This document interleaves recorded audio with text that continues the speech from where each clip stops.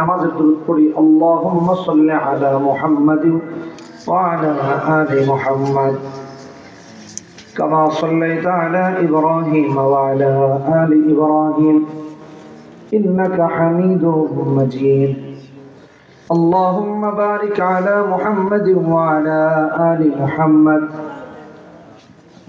كما باركت على إبراهيم وعلى آل إبراهيم إنك حميد مجيد صدق الله العظيم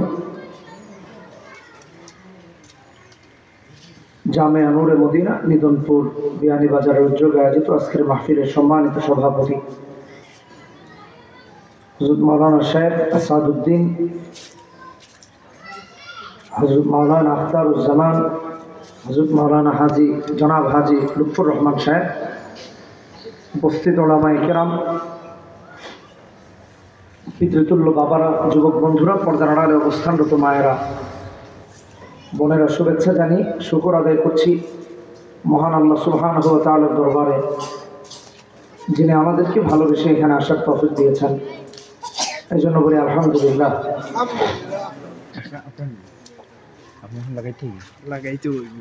কোরআন কারীমের একটা আয়াত তেলাওয়াত করেছি, ইন্না কওমি ইত্তাখাযু হাযাল কুরআনা মাহজুরা। কিয়ামত হবে, কিয়ামতের দিন, কিয়ামতের ভয়াবহতা খুব মারাত্মক হবে। কিয়ামতের ভয়াবহতা, বাবা তার ছেলে মেয়েকে চিনবে না, ছেলে মেয়ে তার বাবা মাকে চিনবে না, ভাই ভাইকে চিনবে না, নেতা তার কর্মীকে চিনবে না, কর্মী নেতাকে চিনবে না। এমন ভয়াবহ একটা পরিস্থিতি তৈরি হবে।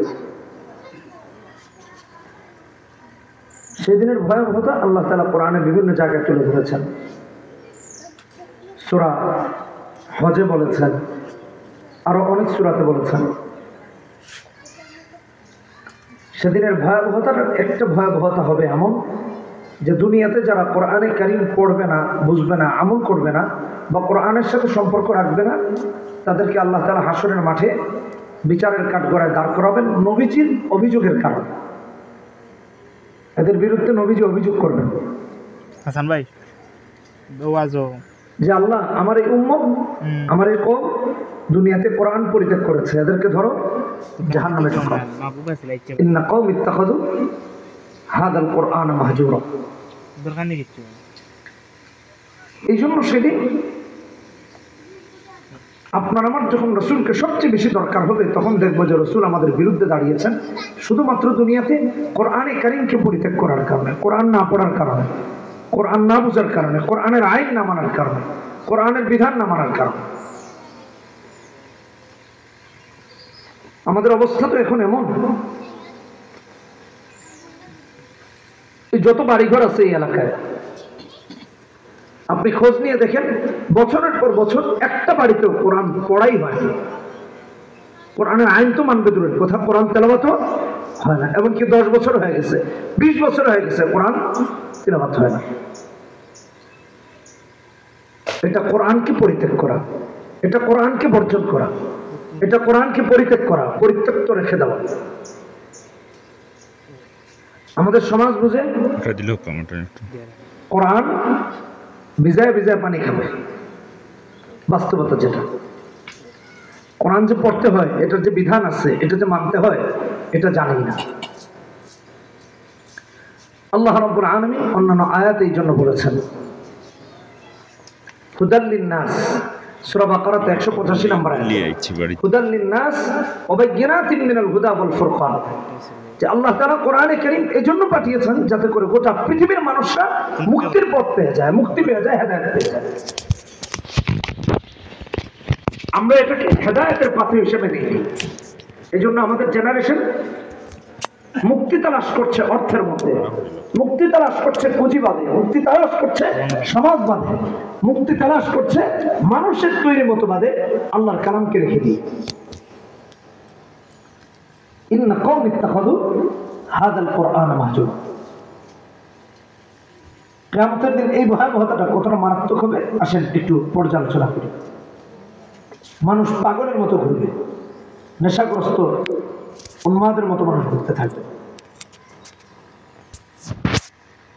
মুসলিম শরীফের একটা হাদিসে এসেছে, 503 নম্বর হাদিস, সবাইকে আল্লাহ একত্রিত করবেন, ইয়া নফসি করতে থাকবে। সবাই মিলে আদম আলাইহিস সালামের কাছে যাবে। কার কাছে যাবে?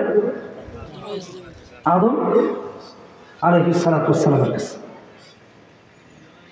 আদম আলাইহিস সালাম বলবেন, আমার দ্বারা আল্লাহর কাছে এই সুপারিশ করা অসম্ভব, যেন আল্লাহ তাআলার কাছে এই সুপারিশ করে যে আল্লাহ যেন জান্নাতের দরজাটা খুলে দেন। সবাই যাবে আদম আলাইহিস সালামের কাছে।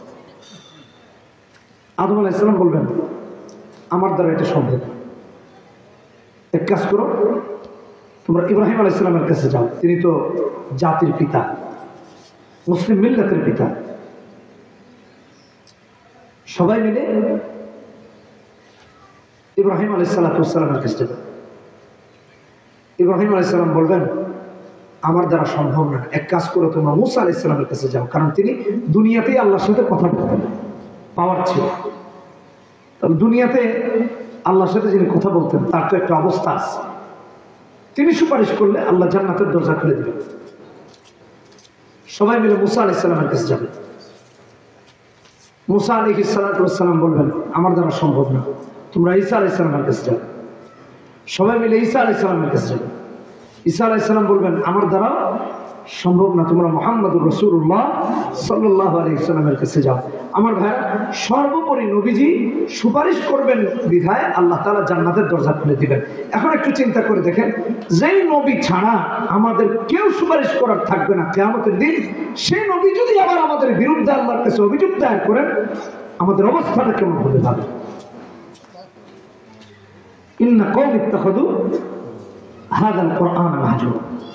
আল্লাহ উম্মত কোরআন পরিত্যাগ করেছে, কোরআন পড়ে নাই, বুঝে নাই, আমল করার চেষ্টা করে নাই। এই অপরাধে আপনাকে আমাকে হাসরের মাঠে আটকে দিতে হবে। কেন কোরআন বিশুদ্ধ করব, কেন কোরআন পড়ব?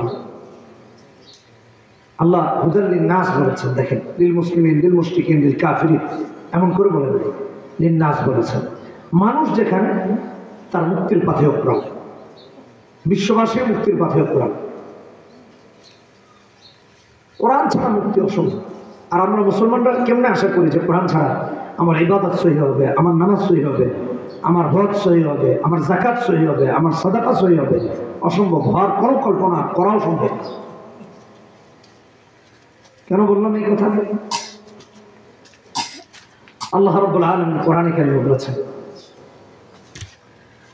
কিতাবুন আনজালনাহু ইলাইকা লিতুখরিজান নাস মিনাজ যুলুমাতি ইলান নূর। এই কিতাব আল্লাহ এই জন্য দিয়েছেন যাতে করে নবীজি অন্ধকারে থাকা উম্মাহকে আলোর পথে বের করে আনতে পারে।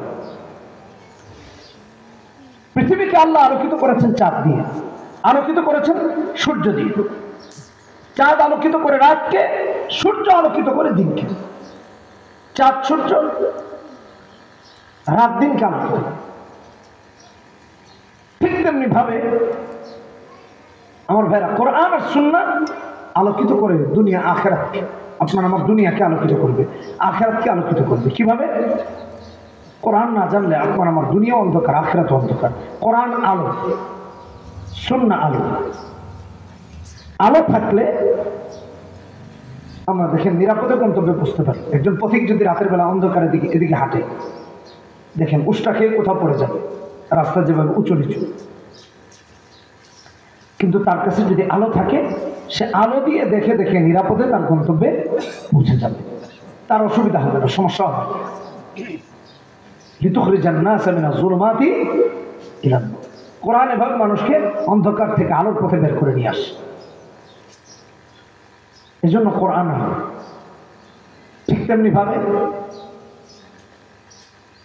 কোরআন ব্যতিরেকে যদি আপনি আর আমি চলাফেরা করি, তাহলে দেখবেন মাদকের অন্ধকারে হোঁচট খাবে, জেনাহের অন্ধকারে হোঁচট খাবে, অশ্লীলতার অন্ধকারে হোঁচট খাবে, অন্যান্য যত অপকর্ম আছে, দুর্নীতি, টাকা চুরি, ডাকাতি ইত্যাদি অপকর্ম হোঁচট খেয়ে সে আক্রান্ত হয়ে জান্নাত থেকে বঞ্চিত হয়ে যাবে। এই জন্য কোরআন লিতুখরিজান নাসা মিনাজ যুলুমাতি ইলান নূর, অন্ধকার থেকে আলোর পথে উম্মাহকে বের করে নিয়ে আসে। শুধু এটা না, কোরআন ব্যতিরেকে জীবন ব্যবস্থা আপনার আমার কোনো আমলকে আমলে সালেহ হতে দিবে না। আমল করবো ঠিকই, এটা সৎ কাজ হবে না, এটা নেক কাজ হবে না, এটা ভালো কাজ হবে না, আমলে সালেহ হবে না। এই জন্য আমার আল্লাহ কোরআনে হাকিমে অন্য আয়াতে সূরা আরাফে 170 নম্বর আয়াতে বলেন, والذين يمسكون بالكتاب وأقاموا الصلاة إنا لا نضيع أجر المصلحين। আল্লাহর কিতাবকে যারা আঁকড়ে ধরবে, সালাত কায়েম করবে, আমার আল্লাহ তাদেরকে মুসলিহিনদের অন্তর্ভুক্ত করে দিবেন। আর যারা মুসলিহিনদের অন্তর্ভুক্ত হয়ে যাবে তাদের আমলগুলো পুঙ্খানুপুঙ্খ রূপে আল্লাহর কাছে পৌঁছে যায়, অবিকৃত থাকে, সুরক্ষিত থাকে। কিয়ামতের দিন আমার আল্লাহ বলবেন, এই নাও তোমার সালাত, এই নাও তোমার যাকাত, এই নাও তোমার হজ, এই নাও তোমার ইবাদত। হেসে হেসে আল্লাহর বান্দা জান্নাতে ঢুকে যাবে। আর যদি কোরআন মোতাবেক না হয় তার ইবাদত, সুন্নাহ মোতাবেক তার যদি ইবাদত না হয়, কিয়ামতের দিন ঠিকানাটা হবে জাহান্নাম। আল্লাহকে বলবে, আল্লাহ তুমি আমাকে জাহান্নাম দিয়ে দিলা কেন? অভিযুক্ত যখন এই কথা বলবে, আল্লাহ বলবেন, কি কারণে তোমাকে জান্নাতে দিব বলো তো দেখি? বলবে, আল্লাহ 20 বছরে কোনোদিন তাহাজ্জুদের নামাজ আদায় করা বাদ দেই নাই, তুমি আমার নামটা জাহান্নামীদের কাতারে দিয়ে দিলা। আল্লাহ বলবেন, দেখো 20 বছর তাহাজ্জুদের নামাজ বাদ দাও নাই ঠিকই, কিন্তু তোমার 1 রাকাত নামাজের তাহাজ্জুদ আমার কাছে আল্লাহর কাছে কবুল হয় নাই, আরশে পৌঁছায় নাই। কেন কবুল হয় নাই? কোরআন তেলাওয়াত অশুদ্ধ। কেন কবুল হয় নাই? নিয়ত অশুদ্ধ। কেন কবুল হয় নাই? সালাতের পদ্ধতি অশুদ্ধ। কেন কবুল হয় নাই? কোরআন সুন্নাহর সাথে তার সম্পর্ক নাই। কোরআন সুন্নাহর সাথে যার আমলের চলার গতি মিলে যায়, সে মুসলিহিনদের অন্তর্ভুক্ত হয়ে পরম ঠিকানা আল্লাহর জান্নাতি হয়ে যায়। এই জন্য দেখবেন কোরআনে কারীম আলো, কোরআন ব্যতিরেকে আপনার আমার জিন্দেগি অশুদ্ধ। আমি 2-1টা উদাহরণ দিই, তাহলে বুঝব। গত 1 নভেম্বর আমরা এক জায়গায় যাচ্ছি, চট্টগ্রামের একটা অঞ্চলে। যাওয়ার পথে জুমার নামাজ হয়ে গেছে, জুমার নামাজের সময় হয়ে গেছে। আমরা রাস্তায় হাইওয়ের এক পাশে দাঁড়িয়েছি, একটা অপোজিট পাশে একটা 3তলা মসজিদ, এবং এত মুসল্লি যে জায়গা হচ্ছে না, ঠিক মসজিদ ভরে, মসজিদের সামনের জায়গা ভরে গেছে। আমরা গাড়ি দাঁড়িয়েছি, আমার সাথে আরো 3 জন মুফতি সাহেব ছিলেন, আমার বন্ধু মানুষ। নেমেছি, ওনারা আগে নেমেছেন, আমিও প্রস্তুতি নিয়ে নেমেছি আর কি। আমাকে বলতেছে যাওয়া লাগবে না। বলে কি হয়েছে? কই দেখো কোরআনে কারীমের তেলাওয়াতের অবস্থা কি। সুম্মা রাদাদনাহু আসফালা সাফিলিন, এভাবে করে তেলাওয়াত করতেছেন, আসফালা সাফিলিন। কোরআনে কারীমের যদি এমন তেলাওয়াত হয়, নামাজ কেমনে কবুল হবে বলো? নামাজ ভাঙার কারণ 19টা, তার প্রথমটাই হলো নামাজের কেরাত অশুদ্ধ পড়া। যার কেরাত অশুদ্ধ তার নামাজ কবুল হয় না, আল্লাহর কাছে নামাজ কবুল হবে না। আপনার আমার তেলাওয়াত অশুদ্ধ, তেলাওয়াত সহি নাই, আল্লাহর কাছে জান্নাতের আশা করি, কেমনে কবুল হবে? আপনি মক্তবের একটা বাচ্চাকে এই মাদ্রাসার জিজ্ঞেস করে দেখেন, মক্তবের, তারাও জানে নামাজ ভাঙার কারণ যেগুলো আছে, এগুলোর মাঝে একটা কারণ হলো নামাজের কেরাত অশুদ্ধ পড়া। যার কেরাত অশুদ্ধ তার নামাজ হয় না। এখন আপনার আমার তাহাজ্জুদ কেমনে কবুল হবে? আচ্ছা রাখেন, আরেকটা উদাহরণ দিই। কোরআন সুন্নাহ ব্যতিরেকে নামাজ কেন কবুল হয় না?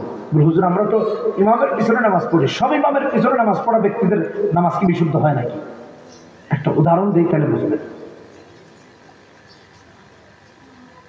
এক মসজিদে নামাজে গিয়েছি, দাঁড়িয়েছি, আমার ডান পাশে এক মুসল্লি দাঁড়িয়েছেন। নামাজ যখন চলতেছে, তিনিও সূরা ফাতিহা তেলাওয়াত করতেছেন নামাজের মধ্যে, ইমামের সাথে সাথে। তো ভাবলাম বেচারা লা সালাতা ইল্লা বিফাতিহাতিল কিতাবের উপর আমল করতেছে, সূরা ফাতিহা ছাড়া যেহেতু নামাজ হবে না, আচ্ছা পড়ে নেই, এরপরে তো একটু শান্তি পাবো। সূরা ফাতিহা শেষ, ইমাম এক কেরাত পড়া শুরু করছেন, সে আরেক কেরাত পড়া শুরু করছে। এটা কোন হাদিস? এটা কোন সুন্নাহ? ইন্না কওম ইত্তাখাযু হাযাল কুরআন মাহজুরা। কোরআনকে উম্মাহ আজকে এভাবে পরিত্যাগ করেছে যে বাড়িতে বাড়িতে সিনেমা চলে, নাটক চলে, সিরিয়াল চলে, গান চলে, ডান্স চলে, ডিজে পার্টি চলে, কোরআন কারীমের তিলাওয়াত হয় না। শুধু তাই না, আপনি খোঁজ নিয়ে দেখেন প্রজন্মের পর প্রজন্ম কোরআন বিশুদ্ধ করে পড়তে পারে, প্রজন্মের পর প্রজন্ম। একটা জামে মসজিদে 3 তলা নামাজ হচ্ছে, পুরো এলাকায় কি একজন লোক নাই যে এই নামাজের কেরাত অশুদ্ধ হচ্ছে? একজন মহিলা কি বিশুদ্ধ কোরআন করতে পারে না? কারণ হলো মসজিদের আজানের মাইকে নামাজ সম্প্রচার হচ্ছে, তেলাওয়াত সম্প্রচার হচ্ছিল, পুরো এলাকার মানুষ শুনতেছে। পুরো এলাকাতে কি একজন বিশুদ্ধ কোরআন পড়তে বলা নাই? পুরুষ নাই, তাই বলে মহিলাও নাই। এটাই অপরাধ। কিয়ামতের দিন এই অপরাধের কারণে আল্লাহ রাসূল আপনাকে আমাকে অভিযোগ করে আল্লাহর কাছে আটকায় দেবে, আল্লাহ জাহান্নামে ঢুকাবে। তাদেরকে অনুসরণ করেছেন, আলেম ওলামাদেরকে কেন অনুসরণ করি? ইসলামকে কেন অনুসরণ করি? অনুসরণ করি যারে সে বিড়ি খাওয়া শিখেছে, অনুসরণ করে যারে সে মাদক সেবন শিখিয়েছে, অনুসরণ করে যারে সে ধর্ষণ শিখিয়েছে, অনুসরণ করি যারে মিথ্যাচার শিখিয়েছে, অনুসরণ করি যারে সে অর্থ পাচার শিখিয়েছে, অনুসরণ করছে যারে সে জনগণের মাল লুটে খাওয়া শিখিয়েছে। ওলামায়ে কেরামকে অনুসরণ করিনি, হক্কানি আলেমদের কাছে যাইনি, অথচ আল্লাহ তাআলা তাদের কাছে যেতে বলছেন। আল্লাহ রাব্বুল আলামিন সূরা ইব্রাহিমে 21, 22, 23 এই আয়াতগুলোকে সুন্দর করে বলেছেন। وبرزوا لله جميعا فقال الضعفاء للذين استكبروا إنا كنا لكم تبعا فهل أنتم مغنون عنا من عذاب الله من شيء قالوا لو هدانا الله لهديناكم سواء علينا أجزعنا أم صبرنا ما لنا من محيص। যারা অনুসরণ করছে সে নিজেই বলবে আল্লাহ আমারই তো হেদায়েত দেয়নি, তোমার কেন আমি হেদায়েত করতে? লো হাদান আল্লাহ লাহাদাইনাকুম, আল্লাহ আমাকে হেদায়েত দিলে না তোমার হেদায়েতের কথা আসে, আমি নিজেই তো হেদায়েত প্রাপ্ত না। মা লানা মিন মাহিস, আজকের দিনে পালাবার কোনো সুযোগ থাকবে না, কিয়ামতের দিনের কথা বলতেছে আল্লাহ। অন্য জায়গায় সূরা আহজাবে 61, 62, 63, 64, 65 আয়াতগুলোতে বলেছেন يوم تقلب وجوههم في النار يقولون يا ليتنا اطعنا الله واطعنا الرسول। জাহান্নামের মধ্যে আল্লাহ তাআলা চেহারাটাকে উপর করে দিয়া পুরাতে থাকবে। একটু মোমবাতির উপর চেহারাটা নিয়ে দেখেন কেমন লাগে আলোতে, সামান্য গরমেই তো চেহারা নষ্ট হয়ে যায়, সানস্ক্রিন এটা সেটা কত কিছু লাগছে। কিয়ামতের দিন কি হবে একটু ভাবেন, বলবি ইয়া লাইতানা আতানা আল্লাহ ওয়া আতানা রাসূল। আহারে আক্ষেপ, আমরা যদি আল্লাহ আল্লাহ রাসূলকে অনুসরণ করতাম। আল্লাহ আল্লাহ রাসূলকে অনুসরণের কথা তো বলেনি হক্কানি ওলামায়ে কেরাম, এজন্যই তো খারাপ। এজন্য আলেমদের উপর জুলুম, নির্যাতন, নিপীড়ন, জেলখানায় নিয়ে যাওয়া, মিথ্যা মামলা দেওয়া কি না হয়েছে বলেন? এক একজন আলেমের উপর এত জুলুম হয়েছে। পরের আয়াতে আল্লাহ বলতেছেন ওয়া ক্বালা আশ-শাইতানু লাম্মা কুদিয়াল আমর ইন্নাল্লাহা ওয়া'আদাকুম ওয়া'দাল হক। জান্নাতীরা জান্নাতি যখন হয়ে যাবে, জাহান্নামীরা জাহান্নামী, সব আল্লাহ ফয়সালা করে দিয়েছে। শয়তান বলবে ইন্না ওয়া'দাকুম ওয়া'দাল হক ওয়া ওয়া'আদতুকুম ফাআখলাফতুকুম وما كان لي عليكم من سلطان إلا أن دعوتكم فاستجبتم لي فلا تلوموني ولوموا أنفسكم ما أنا بمصرخكم وما أنتم بمصرخي إني كفرت بما أشركتموني من قبل إن الظالمين لهم عذاب أليم। إن الله وعدكم وعد الحق। শয়তান বলবে আল্লাহর ওয়াদা সত্য। এমন কি বলবে জানেন? وما كان لي عليكم من سلطان, তোমাদের উপর তো আমার কোনো কর্তৃত্ব ছিল না। তাহলে কেন শয়তানের অনুসরণ করে মদ খেয়েছেন, গাঁজা খেয়েছেন, ইয়াবা খেয়েছেন, মিথ্যা কথা বলেছেন, অর্থ পাচার করেছেন, চুরি করেছেন, ডাকাতি করেছেন, জনগণের সম্পদ আত্মসাৎ করেছেন, বিদেশে টাকা পাচার করেছেন? কেন? শয়তানের কথা শুনে। আল্লাহ সেদিন শয়তানকে বলা দেবেন, শয়তান বলবে ইন্নাল্লাহা ওয়াদাকুম ওয়াদাল হক, আল্লাহর ওয়াদা সত্য, ওয়া ওয়া'আদতুকুম ফাআখলাফতুকুম, আমিও তোমাদের সাথে ওয়াদা করছিলাম, আজকে তো প্রত্যাখ্যান করলাম, ওয়াদা ভঙ্গ করলাম। মা কানা লি আলাইকুম মিন সুলতান, আমার তো কোনো কর্তৃত্ব তোমাদের উপর ছিল না, তাহলে তোমরা আমারে কেন অনুসরণ করছো? ইল্লা আন দাউতুকুম, আমি খালি কইছি চল নামাজটা বাদ দিয়ে খেলে আসি, বাস তুমি আমার সাথে খেলতে চলে আসছো, চল। ওয়াজ বাদ দিয়া গুনাহের কাজে জড়িত হয়েছে, আপনি জড়িত হয়ে গেছেন। শয়তানকে কি দোষ দিবেন সেদিন? শয়তান বলবে আমি ডাকছি আর তুমি চলে আসছো, তোমার উপর তো আমার কোনো কর্তৃত্ব ছিল না। কি বলবো সেদিন একটু চিন্তা করে দেখি। শয়তান বলবে আমি তোমাদের উদ্ধারকারী, নিজেরই উদ্ধারকারী শয়তান। সামনের আগের আয়াতে আল্লাহ কি বলেছেন আর বলেন না কেন? কোরআনে কারীমে ওয়ারাসূলিল্লাহি জামিআন ফাকাল আদ-দুআফা লিল্লাযীনা ইসতাকবারু ইন্না কুন্না লাকুম তাবআ ফাহাল আনতুম মুগনুন আন্না মিন আযাবিল্লাহি মিন শাই قالوا لو هدانا الله لهديناكم سواء علينا أجزعنا أم صبرنا ما لنا من محيص। আজকের দিনে আমরা চাইলে পালাই গেছি, না চাইলেও পালাইতে হবে, না চাইলেও পালাইতে হবে। সেদিন চাইলেও পালানো যাবে না, না চাইলেও পালানো মা লানা মিন মাহিস। এখন তো নেতারা কয় কি পালাবো না, তারপরে যাব না, আবার গেলে বিএনপি মহাসচিবের বাড়িতে যাবে, ফখরুল সাহেবের কত কাহিনী, কত কিছু, তাই না? কিন্তু সেদিন চাইলেও পালাইতে পারবে না, দুনিয়াতে না চাইলেও পালাইতে হয়। এই মজার ক্ষমতা ছেড়ে কেউ পালাইতে চায়নি। স্বাধীনতার 53 বছরে এটা বিরোধ, সব পালাইছে, নিজেদের অপকর্ম নিজেরা জানে, পালানো ছাড়া আর কোনো গতি নাই। কিন্তু কিয়ামতের দিন পালাইতে চাইবে, তাও পালাইতে পারবে না। অবস্থা এমন মারাত্মক হবে, নবী যদি বিরুদ্ধে দাঁড়ায় যান, কে আপনার পক্ষে থাকবে? চিন্তা করে দেখেন, কে আপনার পক্ষে থাকবে? নবী কেন দাঁড়াবেন? কোরআনকে বর্জন করার কারণে, কোরআনের সাথে দূরত্ব তৈরি হওয়ার কারণে। আমার ভাইরা, আমি তো সব জায়গায় বলি, আজকেও বলতেছি, জাতির জনগণের যাদের বলি তাদের কথা বলতেছি, সবার কথা বলতেছি, যাদের সাথে কোরআনের যত দূরত্ব, তাদের সাথে হক্কানি আলেমের তত দূরত্ব, ইসলামী আইনের তত দূরত্ব, ইসলামী শাসন ব্যবস্থার তত দূরত্ব, দিন কায়েমের সাথে তত দূরত্ব। কোরআনের সাথে তার সম্পর্ক ভালো, হক্কানি আলেমদের সাথে তার সম্পর্ক ভালো, কোরআনের সাথে তার সম্পর্ক ভালো, মসজিদের সাথে তার সম্পর্ক ভালো, কোরআনের সাথে তার সম্পর্ক ভালো, মাদ্রাসার সাথে তার সম্পর্ক ভালো, কোরআনের সাথে তার সম্পর্ক ভালো, আল্লাহওয়ালাদের সাথে তার সম্পর্ক ভালো, কোরআনের সাথে তার সম্পর্ক ভালো। সে মসজিদে ঢুকে খতিব যখন হক কথা বলেন, কাউন্টার দেয় না, বাধা দেয় না, কোরআনের তেলাওয়াত শুনলে নিন্দা করে না, বাইরে দাঁড়িয়ে গীবত করে না, বরং বলে এটা আল্লাহর কালাম, শুনেছি, ভালো লেগেছে। শুধু তাই না, খতিব যখন মসজিদে সুদের বিরুদ্ধে বক্তব্য দেন, খতিবকে উৎসাহিত করে বলে হুজুর আপনি হক কথা বলবেন, আমরা আপনার সাথে আছি। খতিব যখন মাদকের বিরুদ্ধে বলেন, খতিবকে উৎসাহিত করে যে আমার আল্লাহ বলেছেন ইন্নামাল খামরু ওয়াল মাইসিরু ওয়াল আনসাব ওয়াল আজলাম রিজসুম মিন আমালিশ শাইতান। অতএব হুজুর আপনি জুয়ার বিরুদ্ধে বক্তব্য দিন, মাদকের বিরুদ্ধে বক্তব্য দিন, কারণ আমার আল্লাহ সূরা মাইদাতে 90 নম্বর আয়াতে এগুলোকে শয়তানের কাজ বলে ঘোষণা করেছেন। আমার আল্লাহ সূরা বাকারাতে মাদককে হারাম করেছেন যেভাবে, এভাবে করে ঘুষকে সুদকেও হারাম করেছেন। ব্যাস আপনি বক্তব্য দিন। আর এখনের অবস্থা হয়েছে কেমন? খতিব সাহেব যদি সুদের বিরুদ্ধে বক্তব্য দেয়, খতিবকে কয় হুজুর আগামী জুমা থেকে আরেকটা মসজিদ দেখেন। 5-7 দিন আগের ঘটনা, অনেক পত্রিকা রিপোর্ট করেছে, কালের কণ্ঠ রিপোর্ট করেছে।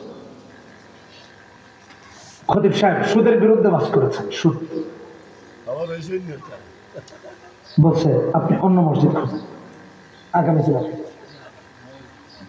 আমি ওই রিপোর্টের নিচে গিয়ে লিখছি আমার আইডিয়া যে খতিব সাহেব অন্য মসজিদ খুঁজবে কেন, যে এই কথা বলছে তারা তাওবা করা পর্যন্ত মসজিদে ঢুকতে দেওয়া নিষিদ্ধ। কারণ মা কানা লাহুম আইয়াদখুলুহা ইল্লা খায়ফিন, যে আল্লাহর কথা বলতে বাধা দেয় আল্লাহর ঘরে তো তার ঢুকারই পারমিশন নেই, তার তো ইমান নেই। তো বেঈমানের জন্য মসজিদে কি কাজ? কথা বুঝেন? বেঈমানের মসজিদে কি কাজ? তার তো নামাজই নেই, মসজিদে ঢুকছে কেন? আচ্ছা, ওলামায়ে কেরাম আছেন, ভুল বলে ধরায় দেবে।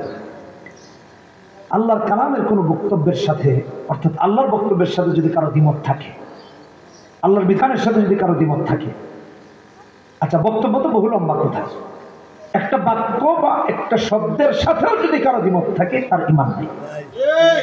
সে মসজিদে কি করে? এগুলো বন্ধ করতে হবে আপনাকে।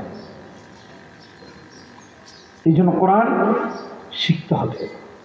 আমি সব জায়গায় বলি, আজকেও বলতেছি, এলাকার সব থেকে প্রভাবশালী ব্যক্তিকে আলেম হওয়া দরকার। তাহলে মসজিদ থেকে, মিম্বর থেকে পুরো এলাকা নিয়ন্ত্রিত হবে কোরআন সুন্নাহ দিয়ে, যদি তিনি হক্কানি আলেম হন। আজকাল তো দরবারেও লোকের অভাব নেই, কথা কন না, দরবারের লোকের অভাব আছে, খালি দরবারে দরবারে দৌড়ায়, কেউ দরগায় দৌড়ায় আর কেউ দরবারে দৌড়ায়, এই দুই গ্রুপ হয়ে গেছে। কেন এখানে যেতে হবে? শাইখুল হাদিস রহমতুল্লাহ আলাইহিকে দেখেছি হুইল চেয়ার ধরে জুতা টানার এবং হুইল চেয়ার ধরে নামানো, জুতা ঠিক করে দেওয়ার এই অদমের সুযোগ হয়েছে। মুফতি আমিন রহমতুল্লাহ আলাইহিকে দেখেছি জুতা টানার সুযোগ হয়েছে। তখন দেখেছি রাষ্ট্রের বড় বড় ব্যক্তিরা তাদের কাছে এসে বসে থাকতেন। মুফতি আমিন রহমতুল্লাহ আলাইহি তৎকালীন সময়ের কথা বলতেছি, দেশের প্রধানমন্ত্রী ফোন দিতেন, বুখারীর দর্স থেকে ওই ফোনকে বেশি জরুরি মনে করতেন, এটাকে রেখে দিতেন, ধরতেন না ফোন। এগুলো আমাদের চোখে দেখা। আর কি বলবো? আর এখন সামান্য পা চাটার জন্য গিয়ে বসে থাকে, পা চাটার জন্য গিয়ে বসে থাকে। তা ওরকম নেতাদের কাছে না, এলাকার সভাপতির কাছে, নয়তো মসজিদের চাকরি চলে যাবে, নয়তো অসুবিধা হচ্ছে। আমাদের উচিত খতিবকে তার কথাবার্তা বলতে স্বাধীনতা দেওয়া। হুজুর কোরআন হাদিসের কথা বলবেন, আপনি যতদিন আছেন আমরা আছি। কোরআন হাদিসের বিরুদ্ধে কথা বলবেন, আপনার সাথে আমরা নাই। উচিত ছিল এটা হওয়া, কিন্তু হয়েছে উল্টা। এখনকার খতিবকে হুজুর আপনি আমার দিক তাকায় কথাবার্তা করবেন, কোনো অসুবিধা নেই, আর কেউ ওই দক্ষিণ পাড়ার ওইটা অসুবিধা নেই, এরা আমাদের ফ্যামিলির কাছে কিছুই না। তো আমার দিকটা একটু বিবেচনায় রেখে না, আমি বললে সব ঠিক হয়ে যায়। এখন বেচারাও মাস এদিক বিবেচনা করে তার কথাবার্তা বলা লাগে। আল্লাহর কি জিনিস এটা ভুলে গেছে। আল্লাহ তাআলা এই জন্য কোরআনে কারিমে বলেছেন না ভাই, ৭৭ নম্বর আয়াতে সূরা নিসা, আও আশাদ্দু খাশিয়া কা খাশিয়াতিল্লাহি আও আশাদ্দা খাশিয়া। قيل لهم كفوا أيديكم وأقيموا الصلاة وآتوا الزكاة فلما كتب عليهم القتال إذا فريق منهم يخشون الناس كخشية الله أو أشد خشية وقالوا ربنا لما كتبت علينا القتال لولا أخرتنا إلى أجل قريب قل متاع الدنيا قليل والآخرة خير لمن اتقى ولا تظلمون فتيلا। الله নিজে বলে দিয়েছেন, আল্লাহকে ভয় না পায় মানুষকে ভয় পাওয়া শুরু করছে, এমনকি মানুষকে ভয় পাচ্ছে আল্লাহর চেয়ে বেশি। এই জাতিকে কি বলবেন? বলে কেমনে ভয় পেয়েছে মানুষকে? এটা দুই ভাগ। কেউ যদি আলেম হয়ে ভয় পায় তার জন্য এই কথা, কেউ যদি জনগণ হয়ে ভয় পায় তার জন্য এই কথা।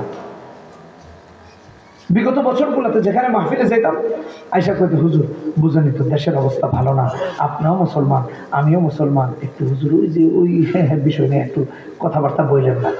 সে আগে কইতেছে সে মুসলমান। আরে ভাই, আল্লাহর কালামের একটা বক্তব্যে যে বাধা দেশে মুসলমান হয়েছে, এই কথাটা আগে হল হওয়া দরকার। সে ব্যক্তি মুসলমান হবে। চিন্তা করছেন গত বছরও নাকি এখানে এসে দাঁড়ায় আছে।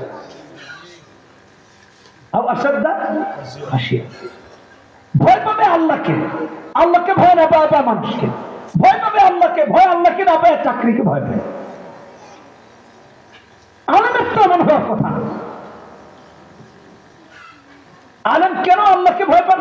আপনারা অনেকে বলেন, আমি বিগত সরকারের আমলে শুনছি কতজন এসে বলতো কি দরকার আছে সরকারের সাথে একটু গালি দিয়ে চললে সমস্যা নাকি?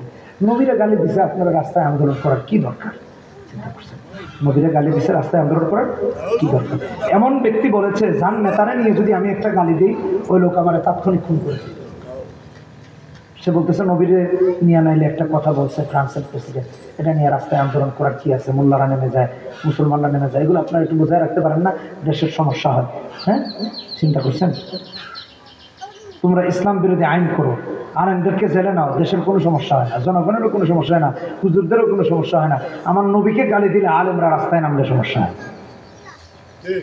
কি আজব মুনাফিক, একটু চিন্তা করে দেখেন। আমার ভাইরা, আলেমের উপর দায়িত্বটা আকাশচুম্বী। আমি আজকের এই মাহফিল, এই মাদ্রাসা, এই মসজিদের খতিব থেকে নিয়ে তাম বাংলাদেশ তথা পৃথিবীর সমস্ত খতিবদের কথা বলছি, দায়িত্ব নিয়ে বলছি। ভালো করে শুনেন, একজন খতিবের মাথার উপর আরশে আজিমের চাপ, আল্লাহর চাপ, আল্লাহ প্রদত্ত চাপ, তাই তিনি হক কথা গোপন করেন না। কারণ আল্লাহ রাব্বুল আলামিন কোরআনে কারীমে বলেছেন, সূরা বাকারা 59 নম্বর আয়াতে, 69 নম্বর আয়াতে আল্লাহ রাব্বুল আলামিন দায়িত্বহীন কণ্ঠে বলেছেন, ইন্নাল্লাযীনা ইয়াকতুমুন মা আনজালনা মিনাল বাইয়িনাত ওয়াল হুদা মিন বাদি মা বায়্যানাহু লিন-নাসি ফিল কিতাব উলাইকা ইয়ালআনুহুমুল্লাহ ওয়া ইয়ালআনুহুমুল লাঈনুন। 59 নম্বর আয়াতে সূরা বাকারাতে আল্লাহ রাব্বুল আলামিন এই কথা বলে দিয়েছেন। আল্লাহ লানত করেন ওই আলেমের উপরে। আল্লাহ রাব্বুল আলামিন সুস্পষ্ট বক্তব্য দেওয়ার পরেও যারা আল্লাহর বক্তব্য গোপন করে, আল্লাহর বক্তব্য মানুষের কাছে প্রচার করে না, আল্লাহ তাআলা অন্য আয়াতে 74 নম্বর আয়াতে সূরা বাকারাতে 2 নম্বর পারায় 5 নম্বর পৃষ্ঠায় বলেছেন, ইন্নাল্লাযীনা ইয়াকতুমুন মা আনজালাল্লাহু মিনাল কিতাব ওয়া ইয়াশতারুনা বিহি সামানান কলিলা উলাইকা মা ইয়াকুলুনা ফি বুতুনিহিম ইল্লা আন-নার ওয়া লা ইউকাল্লিমুহুমুল্লাহু ইয়াওমাল কিয়ামাহ ওয়া লা ইউযাক্কিহিম ওয়া লাহুম আযাবুন আলীম। तमाम পৃথিবী যদি একদিকে রাখা হয়, কোরআনের একটা বিধানকে যদি একদিকে রাখা হয়, কোরআনের বিধানটাই ভারী হয়ে যাবে। तमाम পৃথিবীর কোনো দাম নাই। কোরআনের বিধানকে, কোরআনের নীতিমালাকে আপনি যা দিয়েই কেনাবেচা করবেন সবটাই স্বল্প মূল্য হয়ে দাঁড়াবে। আল্লাহ বলেছেন, এরকম যারা করবে কিয়ামতের দিন আল্লাহ তার সাথে কথা বলবেন না, আর এর বিনিময়ে সে যা গ্রহণ করবে তার পেটে জাহান্নামের আগুন ঢুকাবে। আমার ভাইরা, এই জন্য হক্কানি আলেমদেরকে হক কথা বলতে হয়, হক কথা গোপন করেন না। কারণ তাদের উপর আরশে আজিমের চাপ, তাদের উপর আল্লাহর চাপ। রাসূলুল্লাহ সাল্লাল্লাহু আলাইহি ওয়াসাল্লাম অন্য হাদিসে বলেছেন, হাদিস খুলে দেখুন, আবু দাউদের হাদিস 3660 নম্বর হাদিস। রাসূল বলেছেন, মান সুইলা আন ইলমিন ফাকাতামাহু আলজামাহুল্লাহু ইয়াওমাল কিয়ামাতি বিনিজামিন মিন নার। যে জিজ্ঞাসিত হবার পরও সত্যকে গোপন করবে, কিয়ামতের দিন আল্লাহ রাব্বুল আলামিন জাহান্নামের আগুনে পুড়িয়ে আগুনের লাগাম তার মুখে লাগিয়ে দিবেন। এটা কেমনে সহ্য করবেন? আরশে আজিমের চাপ বান্দার উপরে, খতিবের উপরে, স্বচ্ছ ইমানদারের উপরে, খাঁটি মুসলমানের উপরে। আপনি তো তাকে হক থেকে বাধা দিয়ে রাখতে পারবেন না। আপনি ভয় পাচ্ছেন পুলিশকে, আপনি ভয় পাচ্ছেন গোয়েন্দা সংস্থাকে, আপনি ভয় পাচ্ছেন আপনার পদকে, আপনি ভয় পাচ্ছেন আপনার দলকে, আপনি ভয় পাচ্ছেন আপনার কেন্দ্রীয় নেতৃবৃন্দকে, আপনি ভয় পাচ্ছেন প্রধানমন্ত্রীকে, রাষ্ট্রপতিকে, আর সে ভয় পাচ্ছে আল্লাহকে, সে ভয় পাচ্ছে আল্লাহর বিধানকে, সে ভয় পাচ্ছে রাসূলুল্লাহ সাল্লাল্লাহু আলাইহি ওয়াসাল্লাম কিয়ামতের দিন যেন আমার উপর সন্তুষ্ট না হয়ে যান, আল্লাহ যেন আমার উপর সন্তুষ্ট না হয়ে যান। আমার ভাইরা, আল্লাহ তো আরো কড়া ধমক দিয়েছেন। হাদিসের মধ্যে এসেছে 3666 নম্বর হাদিস, আবু দাউদের হাদিস। রাসূল বলেছেন, মান তাআল্লামা ইলমান মিম্মা ইবতাগা বিহি ওয়াজহুল্লাহ লা ইয়াতাআল্লামুহু ইল্লা লিইউসিবা বিহি আরাদান মিনাদ দুনিয়া লাম ইয়াজিদ আরফাল জান্নাতি ইয়াওমাল কিয়ামাহ। যে ব্যক্তি দুনিয়া উপার্জন করবে অর্থ উপার্জনের জন্য, দিন উপার্জন, দিনকে শিখবে, ইলম শিখবে, দিন উপার্জন করার জন্য, অর্থ উপার্জন করার জন্য, সম্পদ উপার্জন করার জন্য, কিয়ামতের দিন জান্নাতের সুঘ্রাণও পাবে না। অতএব আমি এই কথা, এতগুলো হাদিস এবং আয়াত থেকে বোঝালাম, আপনাকে আমাকে মাথায় রাখতে হবে যে কিয়ামতের দিন আল্লাহর কাছে কি নিয়ে দাঁড়াবো, আল্লাহর কাছে কি জবাব দিব। দুনিয়া তো আপনার জবাব আপনার ঊর্ধ্বতন কর্মকর্তার কাছে দিতে হয়, অমুকের কাছে দিতে হয়, তমুকের কাছে দিতে হয়। একজন আলেমকে কিয়ামতের দিন তার রবের কাছে জবাবদিহিতা করতে হবে। আর আলাইসাল্লাহু বিআহকামিল হাকিমিন, আল্লাহর চেয়ে বড় আর কেউ নাই। আল্লাহ হাইয়ুন, আল্লাহ কাইয়ুম, আল্লাহ চিরঞ্জীব, চিরস্থায়ী। অতএব দুনিয়া ক্ষণস্থায়ী, দুনিয়ার নেতৃত্ব ক্ষণস্থায়ী, দুনিয়ার নেতারা ক্ষণস্থায়ী। কেউ মরেছে, কেউ মরছে, কেউ মরবে। অতএব আল্লাহর কথাকে বাতিলের সামনে নত করার, ছোট করার কোন সুযোগ কোন মুসলমানের, কোন হক্কানি আলেমের নাই।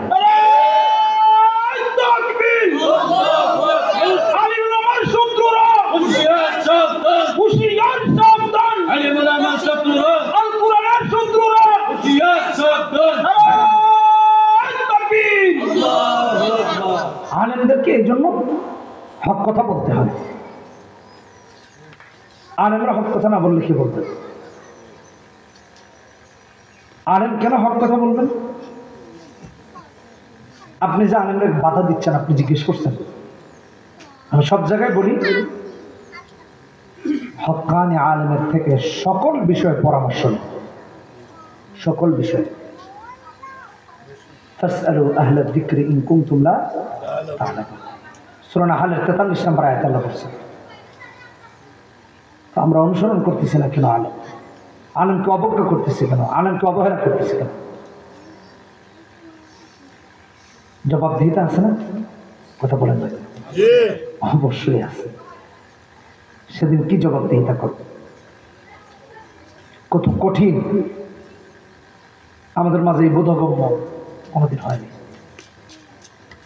লম্বা ক্যারাত করলে খতিব সাহেব জুমার দিন মসজিদের বারান্দায় দাঁড়ায় দাঁড়ায় সমালোচনা করে, তো হুজুর তো মানুষের বাড়ি খায়, মসজিদে ঘুমায়, কোনো খবর নাই।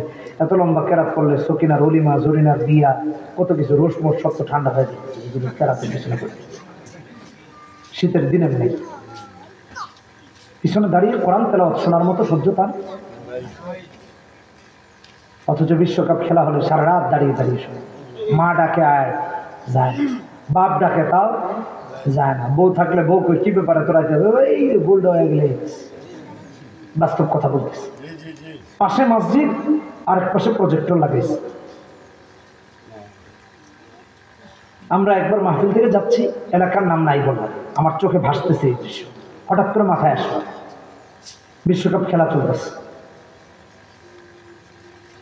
এই তো গত বিশ্বকাপে মনে হয়। তো দেখলাম এক মসজিদ, মসজিদের সাথে এরকম একটা খালি জায়গা, মাঠ। মসজিদটা এরকম যেমন মুখোমুখি এমন না, মানে সাইড দিয়ে। এই মসজিদ, মসজিদের ডান পাশ দিয়ে মাঠটা, এখানে প্রজেক্টর লাগাইছে। কিয়ামত আসতে কত দেরি একটু চিন্তা করে। নামাজ চলমান, খেলাও মানে একটু আড়াল আর কি। একটু আড়াল বলতে কতটুকু আড়াল? এই তো মনে করেন মসজিদ, মসজিদের একটু পেছন দিকে গিয়ে ওই পাশে, মানে একটু আড়াল। খেলা বন্ধ করে নেই, খেলা দেখতেছে তারা। আর এই দৃশ্য কবে জানেন? আমার মনে আছে, কারণ আমি জিজ্ঞেস করতেছিলাম কি ব্যাপার এই এরা নামাজ কালাম বাদ দিয়া এরকম করতেছে। কারণ আমরা এক মাহফিল থেকে শেষ করে আরেক মাহফিলে যাচ্ছি। ওই যে আর্জেন্টিনার ফ্রান্স খেলছিল নাকি একটা খেলা বিশ্বকাপে, কি জানি যান বাঁচানোর খেলা না কি জানি আসছিল বলে, হ্যাঁ, হারলে বা এরকম একটা কিছু ছিল সম্ভবত, আমার যেটুকু মনে পড়ে। আপনারা একটু মনে করে দেখেন, সময়টা কিন্তু ঠিক এশার টাইমে ছিল, খেলাধুলার সময়। হয়তোবা আগে কোনো খেলা ছিল, নয়তোবা পরে কোনো খেলা ছিল, আমি এক্সাক্ট বলতে পারতেছি না, বাট আমার যেটুকু মনে পড়তেছে, ভুল বললে আল্লাহ যেন আমার আগে মাফ করে। ওই গত বিশ্বকাপের কথা বলতেছি। দাঁড়িয়ে দাঁড়িয়ে খেলা দেখতেছে, পাশে মসজিদে নামাজ পড়তেছে। কি আজব ব্যাপার। এমনকি এমন হয়েছে, খেলা শুরু হবে তার আগের থেকে গিয়া বসা জায়গা নেই, যে প্রজেক্টরের আগে বসতে। কত সওয়াব প্রতি মুহূর্তে মুহূর্তে 70 নাকি নাকি যতক্ষণ খেলা দেখার জন্য বসবে। আর হাসরের মাঠে মেসি আপনারে আল্লাহর কাছে কইয়া যে আল্লাহ এ তো আমার খাস মরিস, দেখো আল্লাহ চুলটাও কাটছে আমার মতো, জার্সিটাও আমার, মানে আমার সারা আল্লাহ কদমই দেয় নাই, তুমি এর জাহান্নামে কেমনে দিবা, ডিরেক্ট আর্জেন্টিনা পাঠায় দাও। হ্যাঁ, এমন অবস্থা। কোরআনের সাথে এতটুকু সম্পর্ক নেই। আমি অনেক জায়গায় বলছি, আজকে বলি, তখন তারাবি পড়াইতাম, মসজিদের নামান নাই বললাম, একসাথে 2 মসজিদে জমা পড়াতাম। আনসারি সাহেব রহমতুল্লাহ আলাইহির আমি বনানীতে, আর আমি 2 জমা পড়াতাম আরেক মসজিদে। 2014 বিশ্বকাপ মনে হয় এটা, যেটুকু মনে পড়ে। নামাজের জন্য গিয়ে বসছি প্রথম কাতারে, ওই মসজিদে তো তখন ক্ষতি। তো মসজিদের একজন গুরুত্বপূর্ণ মেম্বার এসে আমার কানে কানে কইতেছে, আজকে একটু তারাবিটা তাড়াতাড়ি মারছি, আর্জেন্টিনার খেলা আছে। নামাজ শেষ হওয়ার সাথে সাথে খেলা শুরু হচ্ছে। নামাজ শেষ হওয়ার সাথে সাথে 9:45 9টা এরকম টাইমে, 2014 সালের কথা বলতেছি। আপনারা একটু মনে করে দেখেন যাদের মনে আছে। আমি পিছ দিয়ে তাকায় দেখি এমন গুরুত্বপূর্ণ মেম্বার যে এই লোকের কিছু কোয়াও সম্ভব না। সঙ্গত কারণে এই লোক আপনাদের এই এলাকার, চিন্তা করছেন, আপনাদের এই বৃহত্তর এই অঞ্চলে তার বাড়ি। জাতীয় পার্টির এক নেতা, এই অঞ্চলের ঢাকায় বাসা, ওই মসজিদের উনি একজন গুরুত্বপূর্ণ মেম্বার, মারা গেছেন। সহজ সরল ছিলেন, আমাদের সিলেটের অধিকাংশ মানুষের সহজ সরল। আল্লাহ তারা জান্নাতের আলা মাকাম দান। দোয়া করি কেন, আলেমদেরকে খুব ভালোবাসতেন, আলেমদেরকে ভালোবাসতেন। এটা তার অজ্ঞতা, দিন না জানার কারণে এই অবস্থা। আমি চিন্তা করলাম এদের কথায় যদি তারাবি দ্রুত শেষ করে দেয়, আল্লাহর কাছে কি আজকের তারাবিটা কমপক্ষে 15 মিনিট দেরি করে পড়ে, কমপক্ষে। তো ওই দিন আরেকটু ধীরে ধীরে নামাজ আদায় করছি। নামাজের পরে উনি, যাই হোক, এই এত ক্যামেরা থাকলে সব কথা কইতে মানে মন খুলে কথা কইতে ভালো লাগে, কারণ ক্যামেরাও তো আজরাইলের মতো, ডর লাগে। তো যাই হোক, ওনার তো আর পরিচয় দিইনি। উনি আবার সিগারেট খেতেন, ধূমপান করতেন। নামাজ পড়ে মসজিদের পাশে একটা টং দোকান আছে, এটা হলো আমার মসজিদের খাদেম সাহেবের বক্তব্য। তো টং দোকান থেকে বিড়িটা ধরায়া, কারণ টেনশনে আর্জেন্টিনা হারলো না জিতলো, 15 মিনিট লেট হয়েছে না, আরো প্রায় বেশ টাইম লেট হয়েছে। সিগারেটটা ধরায়া কইতে কইতে যাইতেছে। খদিব সাহেবকে কইছিলাম একটু তাড়াতাড়ি মারতে, মানে এই বাসায়, মানে তাড়াতাড়ি পড়াইতে না, তাড়াতাড়ি মারতে, তারাবি নাকি মারবো। খদিব সাহেবকে কইছিলাম একটু তাড়াতাড়ি মারতে, আজকে দিন অন্য দিনের চেয়ে দিন। তাছাড়া খুব টেনশনে আছে, হেঁটে হেঁটে যাইতেছে, এটা ধরায়। কি আজব আমাদের হাল, ভাইরা মা, দিন দিন ভয়াবহ দিকে যাইতেছে। এই যে আক্তার মামার সাথে ওইখানে বসে বসা, মামু তো লন্ডন গেছিলাম, দেখা হয় নাই অবশ্য। মামার দায়িত্ব থেকে কোনো কমতি করেন নাই, বারবার ফোন, বারবার ফোন, বারবার ফোন, আমার মামাকে ফোন, আমাকে ফোন। তো একটা যে কোনো কারণে মামার সাথে দেখা হয় নাই, কথাবার্তা হয়েছে। কারণ ওইখান থেকে আমি আবার আমেরিকায় গিয়েছিলাম, পরে বলছি ওনাকে। তো যাই হোক, যে কথা বলতে নিছিলাম, মামা বলতেছিল, আমি বলতেছিলাম, মামা ইসরায়েলের খবর, ইসরায়েল যেভাবে ফিলিস্তিনের উপর উঠে পড়ে লাগছে এবং সারা পৃথিবী পশ্চিমারা, উনি বলতেছিলেন যে ওদের তো টার্গেট হলো পুরো ওই অঞ্চলটাই কবজা করা। এই কথা বলার উদ্দেশ্য হলো যে কিয়ামত আসার বেশি দূরে নাই, কিয়ামত কাছাকাছি চলে আসছে। এই জন্য আমরা দিন থেকে দূরে সরে যাচ্ছি। দাজ্জালের ফিতনা যে আপনাকে আমাকে এত সহজে গ্রাস করে নেবে, এটা আমাদের ইসলামিক প্র্যাকটিস দেখলে বোঝা যায়।